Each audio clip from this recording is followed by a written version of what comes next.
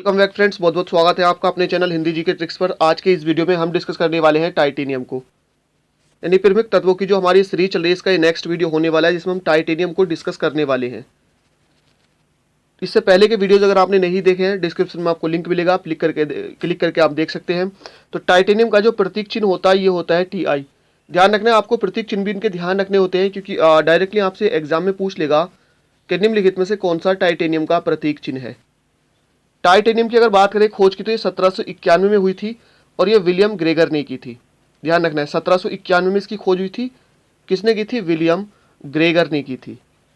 Titanium धातु का जो नाम था, यानी जो नाम दिया था कि ये टाइटेनियम हो गया, ये मार्टिन हेनरी क्लेपोर्थ ने दिया था। कब दिया था? 1795 में। तो ध्यान रखना है, इसकी खोज 1791 में विलियम ग्रेगर के द्वारा की गई थी और इसके जो नाम दिया गया था ये मार्टिन हेनरी क्लेपोर्थ के द्वारा 1795 में दिया गया था।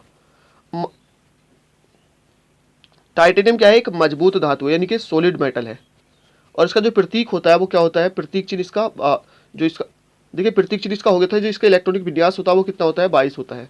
ठीक है, यहाँ पर ये मिस प्रिंट हो गया था। तो इसका जो इलेक्ट्रॉनिक विन्यास होता है वो कितना होता है? 22 होता है।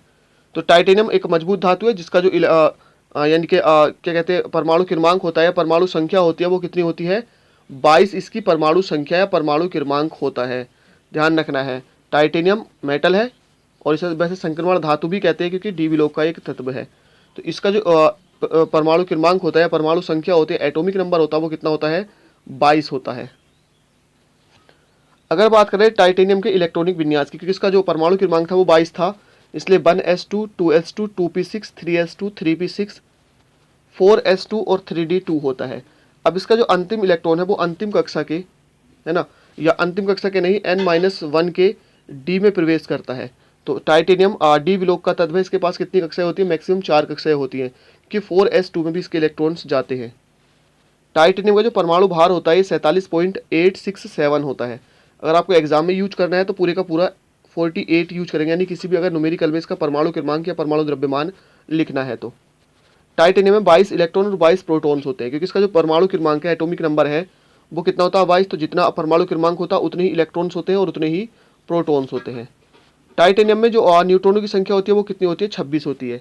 जिसका सूत्र आपको बता रखा है कि परमाणु भार में से आपको परमाणु क्रमांक को माइनस करना होगा। इसका परमाणु भार कितना है? 48 और परमाणु क्रमांक कितना है? 22। 48 में से 22 निकलेगा तो कितना बचेगा? 26। तो इसमें जो न्यूट्रॉन्स होते हैं वो 26 होते हैं। टाइटेनियम धातु जो होती है सामान्य ताप पर, अब आपको ये सामान्य ताप मिल सकता है या रूम टेम्परेचर मिलता है, इस पर क्या होती है? ठोस होती है। टाइटेनियम का जो गलनांक होता है यानी मेल्टिंग पॉइंट, ये 1668 डिग्री सेल्सियस होता है।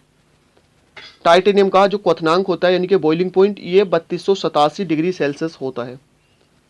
टाइटेनियम जो कमरे के ताप पर घनत्व होता है वो 4.506 ग्राम प्रति सेंटीमीटर क्यूब होता है। ध्यान रखना है, ये अगर कोई भी धातु है यानी कि सॉलिड अवस्था में, तो जो घनत्व होगा उसका जो मात्रक होता है सेंटीमीटर प्रति यानी ग्राम प्रति सेंटीमीटर क्यूब होता है।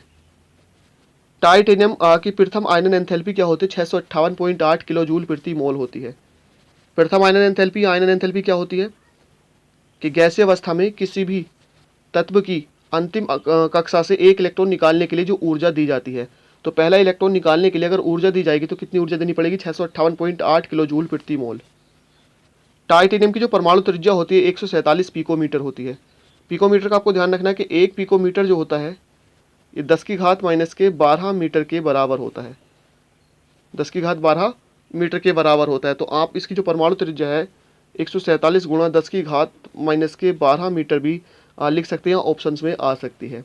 तो आज के वीडियो में इतना ही। आई होप ये वीडियो आपको पसंद आई हो। इसमें हमने टाइटेनियम से जुड़े सभी उन फैक्ट्स को डिस्कस किया है जो भी एग्जाम में आपसे पूछे जा सकते हैं। तो थैंक यू फॉर वॉचिंग, मिलते हैं नेक्स्ट वीडियो में।